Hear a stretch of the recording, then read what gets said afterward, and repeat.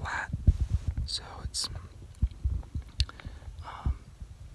not really very glassable if you're going to be in a position to kill from.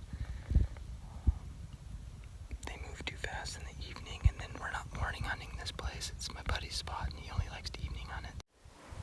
Now there's been about 8 bucks that have been feeding through here in the evening, and 1 bull elk. So I got a tag for any elk and a buck deer.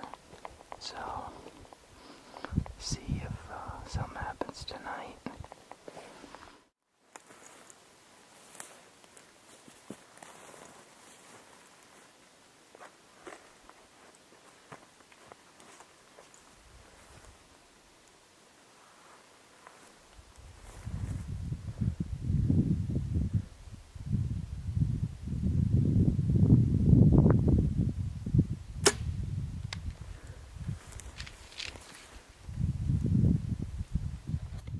Okay, so far, no blood.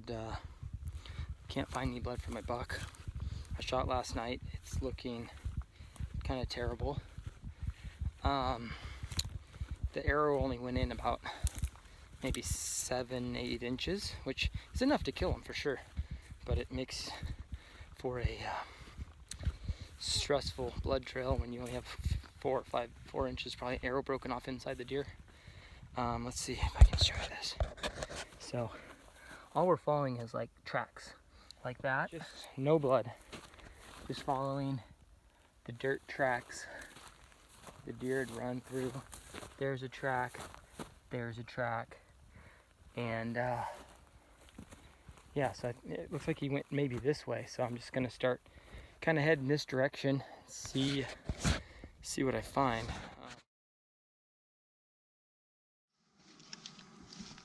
Only broke off about 4 inches in him.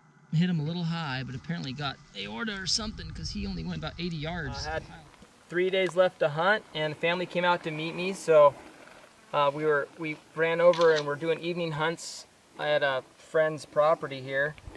There was about a group of 7-8 bucks that were coming down off the mountain into these fields, and did a little ambush hunt. Was lucky enough to get this guy in bow range. I got it on film, so that was just awesome. Hit him a little high last night. If you look at this arrow, you can see he just only got about 4 inches that broke off in his chest there. So was worried maybe it was just a one lunger. So we left him overnight and came back out here in the morning, and he ended up being down just 80 yards from where the shot was taken. So he went down really fast. Just in this tall sage, couldn't see him. And so just stoked that we found him. Easy recovery this morning. I thought we were going to be gritting this out. We could never found any blood at all.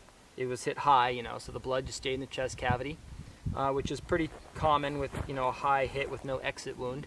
And luckily I just stumbled upon him looking for blood because he was close enough to the point of impact.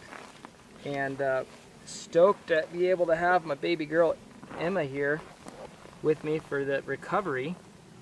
We had to wait for her to wake up to go and look, so she's kind of running the show here. Huh, is that a buck? Buck? Yeah, that's the buck. Give me 5. Give me 5. Yeah. You want to stand here?